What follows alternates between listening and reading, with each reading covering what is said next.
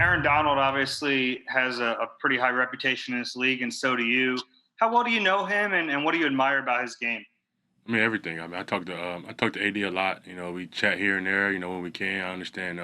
He got a busy schedule. I got a busy schedule. So we chat about not just football, just how he doing and everything. What's going on. But he's a really good player. And a really good friend. So yeah. Go ahead, Ed, and then Jeff Skaversky. Hey, Fletch. It was kind of a strange game for the defense. I mean, you guys are ranked number one coming out of the weekend. Um, you didn't give up a touchdown drive for more than 48 yards. I mean, how would you assess how the D played Sunday? I mean, I think we played a good game, but at the end of the day, I think we gave up too many points, and we didn't win the game. As leader in this defense, leader in this team, that's one of our things. I always want to finish the game. I always want to win. That's always the goal is to win a game. We didn't get that done, but that game is behind us. It's Thursday of the new week, and we're excited to go, play at home. Jeff, and then Mike. Hey, Fletch, what's up? Hope all is well. You've been around doing this a really long time, and I know you guys want to stay even keel, but when you're coming off a loss in which the manner of you guys lost at Washington, is there any extra edge and fire this week as you guys get set for the Rams, or have you completely let that go and are just it's a complete new week, or are you kind of carrying that and bringing that over? I mean, it's always an edge around here, and I say that it's always an edge around here because, that's the mentality around here is to win every game. And like I just said in the previous question, that's the mentality and the goal is to win every game around here. But at some part, you got to understand that, the other team, they get paid to play football too, that they're pros too. And the biggest thing for us is, to move on, to a new week, to a new opponent, which is the Rams. And this team, we're really excited. We all watched the tape. We know what we did wrong from last week's game. With today being Thursday, it's a couple days till game day. So we're looking forward to playing on Sunday. Mike, and then Zach. Hey, Fletch, you've seen a lot of talented players come and go, and a lot of guys at kind of the bottom of the roster get cut during training camp. This year, with the COVID rules and promoting guys from the practice squad, we saw T.Y. McGill have a pretty nice game on Sunday. Given that opportunity, how cool is it as a teammate to kind of see guys get a second chance and maybe an extended chance on the man, for Ty, he wasn't one of the guys that showed up. He's been here before, been around the defense before, kind of knows what to expect, know the expectations around from the defense. For a guy like him, man, I was really excited for him to go out. He showed up to camp in great shape, flying around, and he just went out on game day and just played his game. He did what the coaches asked him to do, just went out and dominated the game plan. I couldn't be more excited for him. He was at home. He got here and got an opportunity, and he's taking that opportunity very serious, and everybody in that room is excited for him. Zach, and then Ed. Hey, Fletcher, you had a rest day yesterday. What goes into that? Is that based on the training staff? Is it based on your body? What's kind of the story with having those days? It's something that they did in training camp. It's one of those things they did in training camp, and they said they wanted to, continue it, with me. And it's not that I'm asking for these days. It's something that Doug and the training staff and the strength staff are all coming together and just getting a plan together and keep me fresh and ready for Sundays. That was that. I don't argue about that. I just do what's actually me around here. Obviously, yesterday was a rest day, and I'm ready to go today. Go ahead, Ed, and then Martin. Hi, Fletch. The Rams' offensive line was really banged up last year. They looked healthier. They looked better with some of the changes. They were able to get some good balance against the Cowboys. How impressive does this line look now on film? Do they look a little more like the line you saw a couple years ago? I mean, I've been watching them all week, and the Rams, they're a solid group. Everything they do it as a group. I mean, collectively, I think they're all on the same page. So it's going to be a challenge for our defensive line because when you got a group that plays all on the same page, just go in and we just got to play our ball. It's just us versus them, and they do a lot of good stuff really good. We do a lot of good stuff really good. It's just going to come down to who do it the best. Martin, and then Bo. Hey, Fletch. I have a pretty good idea what you're going to say, but I mean, in the last game, both Vinny and BG got hurt. I guess Vinny's going to be out for sure, and I don't know about BG, but I mean, if neither one of them can play, I mean, what does that do for the defensive line? And also, I mean, we saw Javon Hargrave out of practice yesterday. how big a boost is that for you guys if he's able to come back this weekend? Thanks. I mean, it's part of the league. I think we lose a couple guys and we get a couple guys back. I mean, very bad for Vinny and BG is been playing with them guys for a long time. Love to see both of them out there on Sunday. So we lose a couple guys, we gain a couple guys, and we just got to roll with it. We just got to adjust on the fly. And whoever's ready to go on Sunday, I'm sure that they'll do a good job of being prepared. I trust those guys, hold them accountable, and we'll be ready to go. Oh, and then Kristen. Hey, Fletch, you guys have sort of thrived in the past when you've been able to say that, people are counting you out and they're not believing in you. Are you already pounding that message after a week 1 loss? It's only week 1, for us. You can't listen to the outsiders. You can't listen to anybody. The guys in that locker room, as I say every year, we believe in each other. Nothing else matters that goes outside of their locker room. We got to go play on Sundays with the guys in their locker room. And, I trust and believe in all those guys. And, hey, look, whatever the outsiders think, they think. We know the talent and the group of guys that we have in that locker room. And, we're going to battle each Sunday with them. Kristen and then Rob. Hey, Fletch, so you guys got your first taste of playing in an empty stadium at FedEx Field. Obviously a little bit different because this week you guys will be playing at the Link. I'm curious after week 1 if you feel like there's any big difference with no home crowds, how that affects the home team now, if that actually almost puts them at a bit of a disadvantage this season with no fans. And also, again, your thoughts on no fans at the Link. Man, I think, just having no fans and, being able, I think the biggest thing is being able to adapt as a team, being able to adapt with no fans and knowing that we have to bring our own energy. The players, the coaches, everybody, we got to bring our own energy and keep that energy on the sideline because, we all we got, that's on the sideline. And we keep the energy up, and, I think that's going to help a whole lot. But being able to adapt is the biggest thing. We got a taste of it last week on the road, and, we know what it's going to be like. We just got to roll with it. Rob and then Dave. Fletch, I know you got to control what you can control and not try to do too much, especially when guys around you are out of the lineup. But do you have to fight that? Like, does something take over when you see guys going down that, like, I feel like I got to step up, I got to do more? And how do you balance that? I feel like that when those guys are in there. Honestly, I feel like when those guys are in there, I feel like, when everybody in there, every guy that's in the game, got to hold themselves to a certain standard. I think, but when you do have guys go down, you still have to hold that next guy to the same standard as you held the guy that was in front of him. And that's the way the defensive line room works, and that's the way it's got to continue to work. Go ahead, Dave. Hey, Fletch, you got a chance to play a full game next to Malik. I know you guys have been waiting for that for a while. What did you think? It was really good. The communication was good. Things that we worked on in training camp. Things we carried over to the game. Things that we got on the sideline and also talked about. When the offense is on the field, things we could do better in certain situations. And we just started clicking. That's the kind of communications and things that me and him talked about that we want to be on the same page. How you feeling? Man, I'm feeling a lot better this week, so I'm ready to go. Today we dialed it back a little bit on the practice, and then tomorrow I'll be full go again. So how did it come about? You started camp. You'd had this problem last season. You're working out in the off season. Didn't cause you a lot of trouble, but the camp stuff did. Yeah, it happened in the scrimmage. So basically, when you have a high ankle sprain, that ligament in there that connects the two bones ends up tearing a little bit. So pretty much got retore and then had to go in there and fix it. And then other than that, man, just rehabbing up and get ready to play. So that's been my main focus and just ready to go play some ball. So how close are you to being 100% this week for the game? I won't be 100%, but I'll be able to play. As long as I'm not feeling pain, I just got to get my reps, get out there, get some game action, and then I think I'll be fine. Just got to deal with the swelling, and that's really the main issue. You go hard, you just got to work on the swelling. Jeff McClain and then Dave Zangaro. Lane, you've played through a lot of injuries in your career, and you mentioned the swelling, and I think Kelsey after the game said that was the issue this past Sunday. Is this just something that you're just going to have to play through all season? It's not probably going to get to a point where it's going to be 100% because you're going to have to keep playing?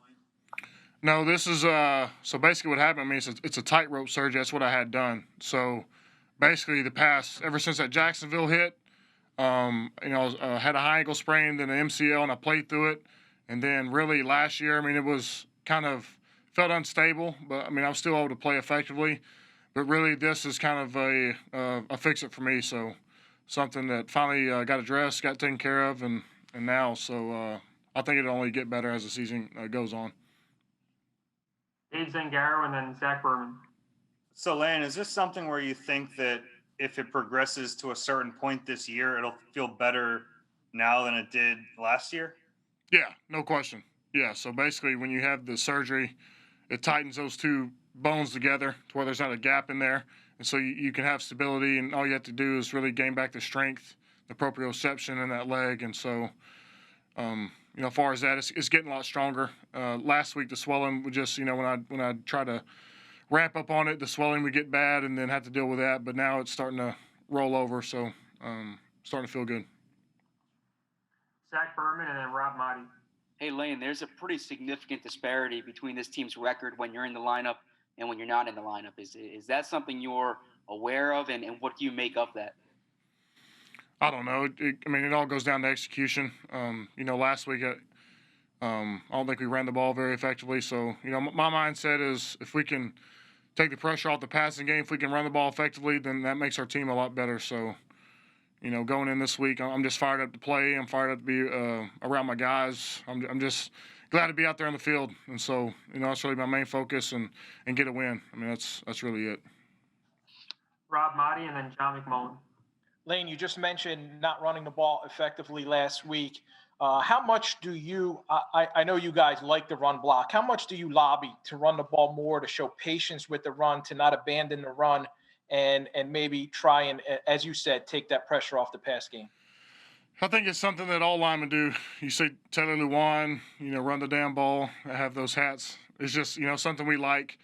And, it's what we train a lot. When you go and watch our practices, a lot of times we're in there with Coach Stout doing mate blocks on the bags. It's something, it's in our DNA as a lineman. So, but whenever we're able to do that, from my experience, the games have gone a lot better, a lot smoother.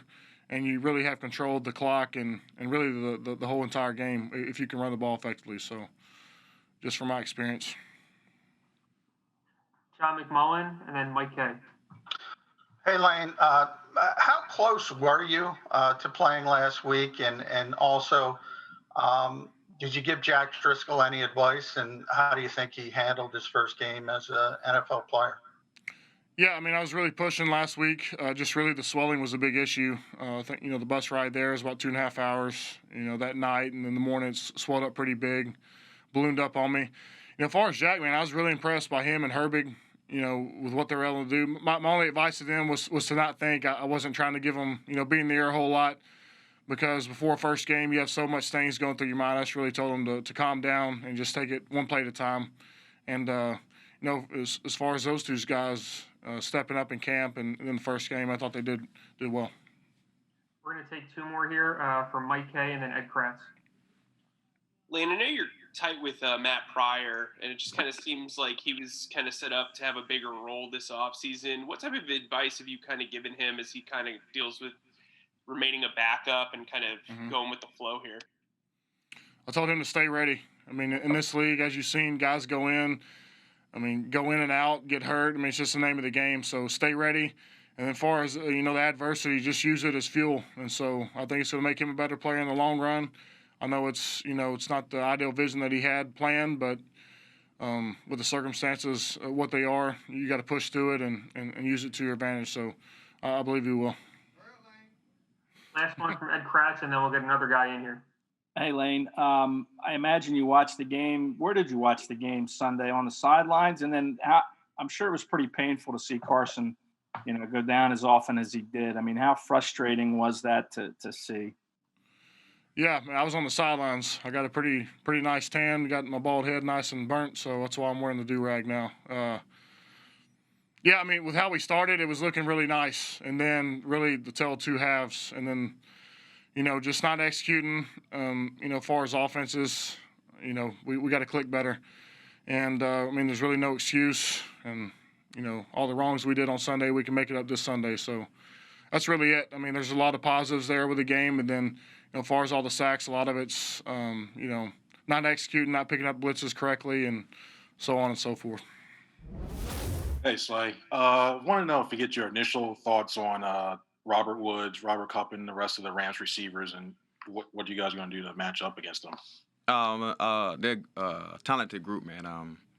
I like them. I love them, actually. That group that kind of work hard. They both can do both, as in block, run, so they're very good kind of partners. I think they're one of the best kind of like low-key duos that does it all. I feel like Robert Woods don't get enough credit for what he does for that offense. He does a lot of dirty work for that offense, and man, I got a lot of respect for him and his game and what he brings to the Rams. And I'm looking forward to lining up in front of whoever I need to be in front of. But I think they're a very talented group, man. We got to contain them and do a great job with them. Martin Frank and then Bo Wolf. Hey, Slay. See, I remembered. Yes, sir. So the Rams have a pretty good cornerback in Jalen Ramsey, and I was wondering, if you kind of watch his game at all, if you kind of compare yourself to him and all that. I mean, obviously you probably want to be compared against the best and stuff. So I don't compare myself to him because we are two different style of players. But he's a great corner, man. He's one of the top guys in this league. He do it day in and day out. I'm looking forward to seeing what he put on film this week. Honestly, I hope it's some bad one so we can win. But other than that, he got a lot of respect for me from this end. We do a lot of stuff together. We kick it. We got each other numbers. We talk to each other about technique and whatnot. And he's a very talented kid, man. I'm looking forward to it. Like I said, I'm looking forward to seeing him perform on Sunday. Bo Wolf and then Jeff Skaversky. Can I ask you about your wife's banana pudding recipe?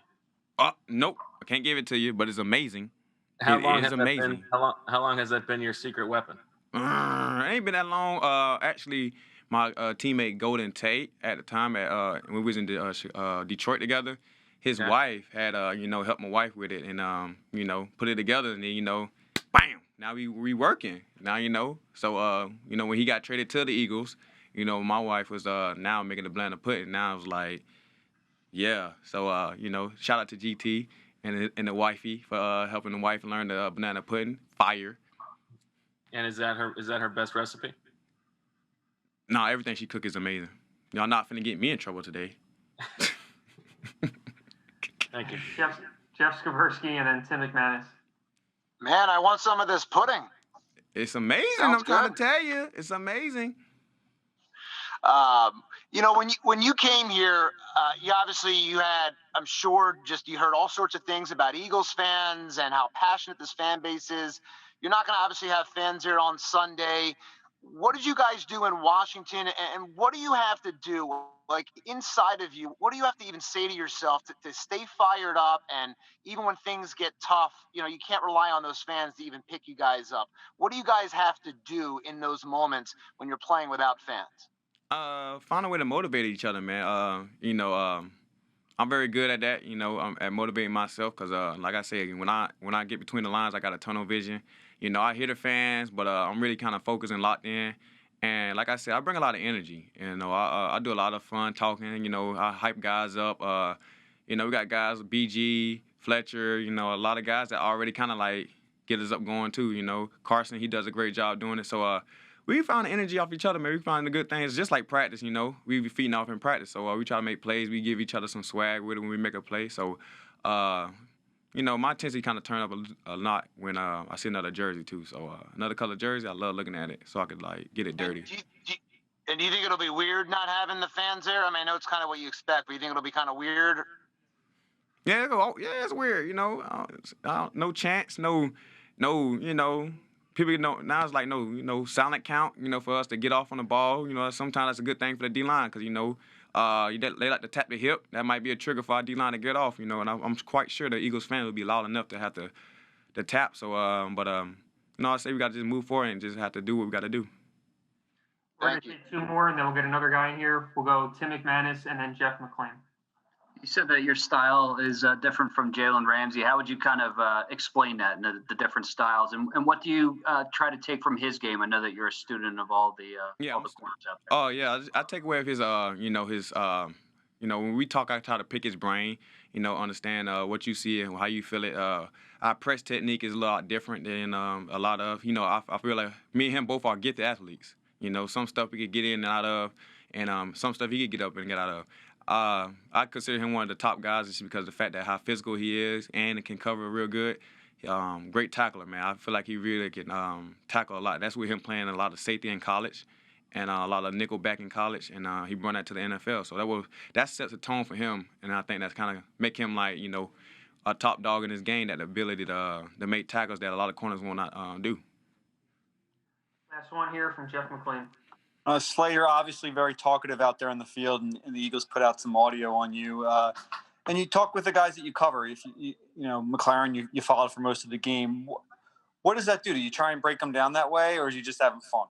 I don't have fun. Honestly, I don't talk as in talk trash because, like I said, man, it's hard as already it is to get in this league and be a professional at this game.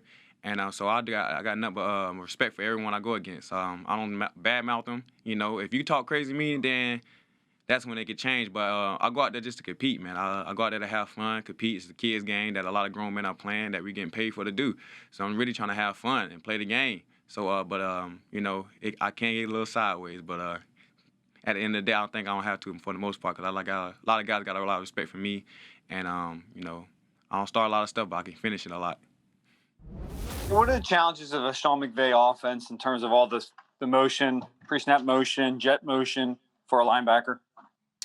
Just getting lined up, get everybody on the same page, make sure that everybody's on the same call. Like you said, they do a lot of quick snaps and a lot of over boots and things like that where they're trying to distract everybody. So we just got to keep everybody on the same page and get ready. Mike Kay and then Ruben Frank.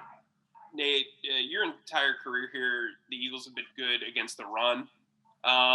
Why do you think that is, and why do you think Jim stresses that so much, first and foremost? That's just one thing we do in Philadelphia. On the defensive side, we stop the run, and on the offensive side, we run the ball, and that's just what we we hang our hats on.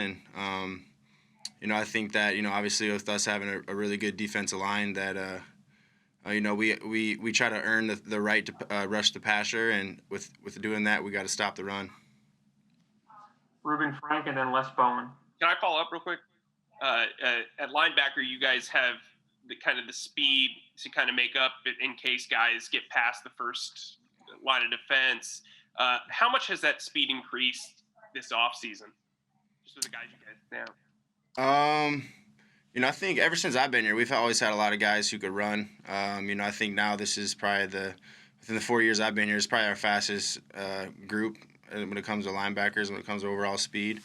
But at the end of the day, we gotta be in the right place. We can't just count on their athletic ability. We still gotta play within the scheme, and I think that's kind of one of the most things that we worked on this offseason was just being able to get everybody lined up. Like you guys are always talking about how inexperienced the linebacker core is, so we just got to make sure everybody's on the same page.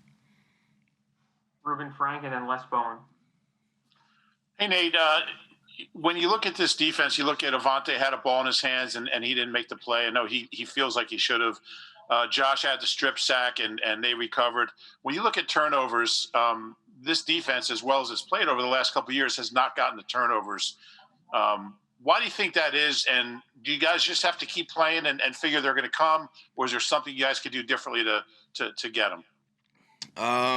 Yeah, turnovers, they're sometimes they're gimmies. But for example, Josh, the strip sack, just if the ball would have bounced our way a little bit better, obviously it's in our favor. But that's one thing that we harped on all off season, especially in training camp, was turnovers, and especially in these Wednesday, Thursday practices. That's one thing that one of our emphasis is to get the ball back. So it's something that you just got to keep going. They don't come easy, so you just got to keep at it, and then hopefully they'll start coming. Les Bowen and then Kristen Rogers. You mentioned the pass rush a minute ago. Josh Sweat seems to have really come on since last season, I guess the second half of last season, and he had a good game, as you mentioned, Sunday. How do you see him as he came in a year after you, I guess. He didn't have much of a role initially. Do you know him very well, and what do you think of him as a pass rusher? He's a tremendous pass rusher. I mean, obviously, he's got a great opportunity with learning from people ahead of him like Derek and Vinny and BG and guys like that. So the unique thing about Josh is that he's fast off the ball, and he's a bigger guy who can play the run and the pass. So he's got a lot of tools in his toolbox to use. And one thing I've noticed with him this year is that he's taken full advantage of his strength and speed and power. Thank you. Kristen and then John Clark. Hey, Nate, obviously with no Todd Gurley for the Rams, the way that they're using some of their running backs is looking a little bit different. Curious what you've seen from the guys that they do have right now and how you can approach that on Sunday. A lot of them, they run. I mean, they can all do all the runs within their offensive scheme. For us, obviously, with the quick breaks and the tempo of the offense getting lined up is, kind of the first of our worries. And then, like I said, they line them everywhere, inside, outside, and they're fully capable of doing everything in the playbook. John Clark and then Mike Sielski. I was going to ask you about the running back, so instead I'll ask you about the home field advantage you guys have had as a defense, especially. You give up fewer points at home than the road, but now you're not going to have Eagles fans there. So how do you recreate that energy? It's just something that we got to do as a team. We talk about all the time is energy is contagious. So, someone's just got to bring it. Everybody's just going to have to catch on. And, that's what we're like you said, not having fans, especially in Philadelphia, is going to hurt. We've always relied on them, especially on third down and big time situations. And right now we just got to, the offense has got to pick up the defense has got to pick up the offense, and special teams got to pick up the whole team. So, energy is contagious, and we just got to make sure we catch on to it. Final two here for Nate, Mike Sielski, and then John McMullen. Hi, Nate. What was it like to play a game without fans? Did it surprise you in any way? Was it what you thought it would be? It's definitely a different feeling. It really felt like a scrimmage or in some way a practice. Obviously, it's definitely different. Something I've never been a part of in my career. I've been pretty fortunate to be in organizations and programs who are capable of filling all the seats in the stands. So. It's definitely been something different for me. It just felt like a practice atmosphere, and then going back to the energy thing, that's kind of the only thing that made it really feel like a real football game was just the energy on the sidelines. Go ahead, John. Hey, Nate. Talked a little about the Rams pre-snap motion, but Sean McVay is also famous for the sort of play action game. Everybody uses that, but from a linebacker's perspective, what makes those good play action teams? What do they do a little bit differently? They have a ton of distraction. Obviously, the tempo they always do. Sometimes they're really fast. Sometimes they're really fast to go really slow. They just got a bunch of different tempos, and they got a bunch of eye candy for the linebackers with people, crisscrossing behind the line of scrimmage, and obviously, being able to run the ball really well. Helps the play action game, and that's one thing that they've always been able to do in the past. Even last week against Dallas, they ran the ball really well, and anytime you can run the ball, it opens up play action. How'd that first NFL start feel for you? At what point did you know you were going to be stepping in on Sunday? Kind of later in the week, I found out that I was going to get a chance to play, start my first NFL start, and I'm just trying to take things in stride and do my best. Martin Frank and then Mike Kay. Did you kind of have an idea, like, maybe in the last couple of weeks leading up to the opener, that you would have a chance to start? Like, how did that all come about when you found out you were in the running? I just go out to practice every day, and I do my best, and I try to do my job to the best of my abilities. And when they told me, it was a surprise to me, but I just try to do my best whenever they tell me to do something. Mike Kay and then John Clark. Nate, having the 2 summers in this system, how much did that extra time kind of before you actually took the field help you from a mental standpoint be prepared? I mean, it definitely helped a lot. Just being in the room with the guys like Kelsey, JP, Isaac, Brooks, Lane, all those guys, and how seriously they take it with Coach Stout, drilling the playbook into me. It's just like you have to learn it. Like it's how the room goes. Such a high standard, I feel like, and you have point. Do you think the work at center kind of helped you get a better understanding of what was going on next to you? Definitely, I think so. Yes, definitely. John Clark and then John McMullen. Hey, I believe you've worked out with Lane in the past at his bro barn. Is that right? Yes. How much have you learned from Lane and picked his brain, and how much has he helped you, and how good will it be to have him there on your right side? I mean, he's one of the best in the business, and just training with him, you can see why, the way that he trains and how hard he trains and the work that he does. He doesn't waste any movement, and when he gets after it, he gets after it. So I'm just excited to play next to him, and obviously I feel like I got to elevate my game if I have to play next to one of the best. We'll go John McMullen and then Paul Domowitch. Hey, Nate, kind of following up on that, on the other side, Jason Kelsey, especially from a communication aspect, how nice is it to have him, especially for your first start? Maybe you don't have to think about as much.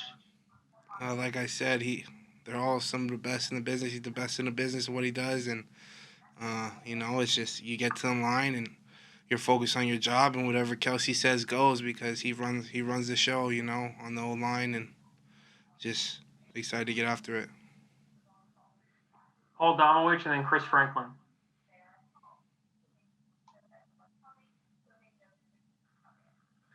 Let's go to Chris first, and we'll go back to Damo.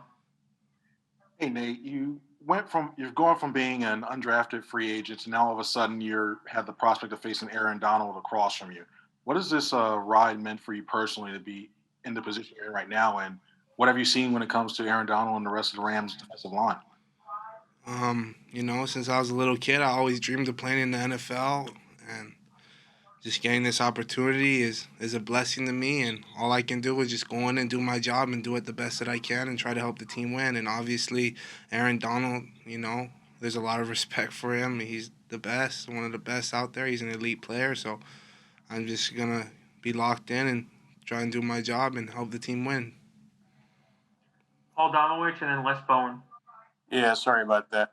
Nate, looks like they've been moving Donald around, not always lining him up in the same place in their new scheme. How much was he over the right guard over Zach Martin last week? I don't know the exact numbers on it, but if he does line up, like I said, you still got to play and do your best job and help the team win. Last two here for Nate. We'll go Les Bowen and then Zach Berman. Hey, Nate. So that first start, tell us a little more about it. It was a tough front you were facing. They did a lot of blitzing, and you had to really think on your feet. How'd you think you did? How did Stout think you did? What was it like? I'm not going to speak for Coach Stout, but for me, I just feel like every time I go out there, I just have to get better. I can never be happy. I can never be disappointed in myself. I just have to keep getting better. And we're on to a new week, and I got to get better this week. What did it feel like? Was it like what you expected? Was it faster, slower, tougher, easier? I feel like at practice, our D linemen, Fletch and Malik and Ridgeway and all those guys they're elite pass rushers too, I feel like. So it was really good work for me to go against them all camp, and I just like practice. Okay. Last one here, Zach Berman. Hey, Nate, if you think back to June when Brandon Brooks got hurt, did you think then that right guard was a possibility for you? And at what point did your attention start to shift from playing center to playing guard again? I came into camp and I was playing center. I don't really ask questions. Like I said, wherever they put me, I'm going to play and I'm going to do my best. I'm going to give everything I got, and I'm going to try and help the team win. So when they put me at guard, I try to do my best, and I ended up getting the nod, and here we are. And so when Brooks went down, was that a competition you thought you would be in then, or was it not until training camp? I didn't look at it like that. I was just trying to get ready wherever they put me, center, left guard, tight end, right guard, wherever they put me. I just wanted to be ready. So I wasn't thinking about starting or doing things like that. I was just trying to give myself the best opportunity to be wherever I played, to play the best that I could. When we talk to Jim Schwartz about you, we keep hearing this phrase, repeatable motion, the consistency of your pass rush motion. What does that mean to you, and what have you done to refine that over the last couple of years? It pretty much just means, just being consistent with my get off, working on things that I'm good at, and just making sure I do it every time, just being on time, off the ball, not late. Yeah, that's pretty much it, because they understand that as long as I have a good get off, I got a pretty good chance to win a pass rush. That's pretty much what it means. And when did it come together for you? When were you confident you had mastered that? I'm still working on it, but it's a lot better than where I came from. Definitely took a lot in the off season, just pretty much making sure I had somebody there to snap the ball, make sure I'm on time and keeping me up to speed of what I got to do. Thank you. John McMullen and then Mike Kay. Hey, Josh, you had a lot of success against Washington, probably played a little bit more than you expected because of the injury situation. Was there any sort of difficulty in that ramp up period because there was so little of an off season and truncated training camp, things like that? No, not really. It wasn't really much of a, ramp up. The whole summer and off season, we were just training. Even before we went into camp, I was making sure I kept up with my conditioning and everything like that. But when we came into camp, they repped us a lot, just in case of situations like this. And it wasn't hard at all. Mike Kay and then Dave Zangaro. Hey, Josh. Doing the read and react stuff at FSU, obviously it takes a while to kind of get that out of your system with just going full blast. Are you at the point right now where you just feel like you're not thinking, you're just doing? Yeah, I think at this point, I'm pretty good at not getting my eyes on stuff that I shouldn't be looking at. So it's just I got one key. As soon as the ball is snapped, I'm going right there. It's pretty much natural now. Can I follow up? Can you talk about the move you did on Gerard Christian in week 1 to get the sack fumble? Can you kind of take us into that? Oh man, you want my secrets? I mean, like I said, it starts with a fast get off, and I took a step at him to make him think I was going to, do a power rush, and I just dipped right underneath him. He tried to stop the power and just went underneath him and bent the edge and just accelerated to the passer. That's pretty much it. Dave Zangaro and then Mike Sielski. Hey, Josh, kind of along those lines, how much of that how long does it take to kind of learn the games you have to play with an opposing tackle, kind of setting him up for a move later on in the game like that? Shoot, it all depends on what works first. If a power rush works first, then or if a speed rush works first. It depends on, let's say a power works first, and then after that, you make it look like you're gonna do power, and then you just speed off of that. I don't want to give too much, anybody else coming around, but it just depends on what works first, and then you work off of that. It maybe a few rushes, definitely. Sometimes you get lucky and just go and it works the first time. Mike Sielski and then Zach Berman. Hey, Josh. It's one thing to go into a game knowing you're not going to play. You're going to play without any fans in the stands. It's another thing to experience it. What was it like, and what do you think it'll be any different Sunday at the Link in front of what's supposed to be your home crowd? Shoot, I thought it was gonna be boring. It was. But as soon as I got out there, it felt normal. It felt like a regular game because most of the time we cut the crowd out anyways, and because we got to focus on what we got to do, before the ball is snapped or when it's snapped. I couldn't even tell. After the first drive, I couldn't even tell that there were no fans, and then everybody was just out there having fun. I'm talking to the guys out there, and it wasn't that different at all. Zach Berman and then Rob Motti. Hey, Josh, this is our first time talking to you this season. What role did you expect going into year 3 for you? And what expectations or standards, I guess, do you have for yourself this year? I mean, I wasn't expecting, not expecting. I mean, I don't know. I don't know how to answer that. I'm not even gonna lie to you. I just came here prepared, ready for camp, and just playing the best I can, and whatever they put me in, whatever role. I mean, that's what I was gonna take care of. That was my mindset coming into it. Same expectations. I practice hard every day. I make sure I run to the ball, everything like that, and wherever they put me is where I'm gonna go to work at. After the year you had last year in the reserve role, did you think there was going to be more playing time this season? One would think. Yeah. I thought I had a bigger role coming up, and it's definitely here. So I guess I did expect that. Rob Motti and then Jeff McLean. Josh, along those same lines, when you see Vinny goes down for a while, Brandon is banged up, Derek's coming off an injury, do you feel like, hey, this is my time now, I got to step up, solidify my role here, and make sure that I continue to get a lot of snaps out there?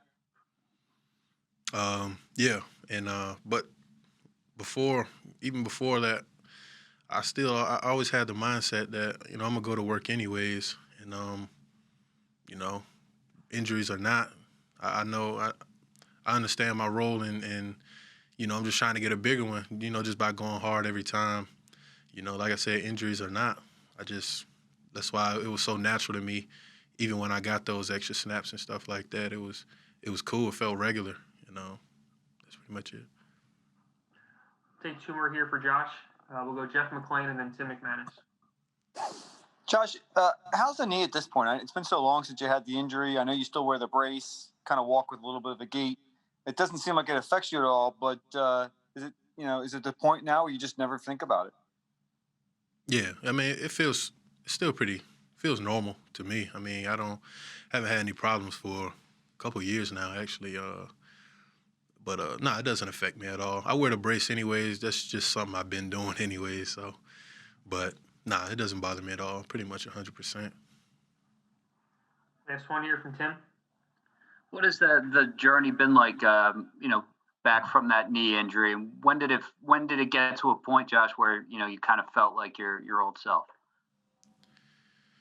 Honestly, up until I got to the Eagles, I mean, my first couple of months here, they took care of it great, in a great way, and that's when I first started to feel back to my normal self. We did everything we had to do to get it right, and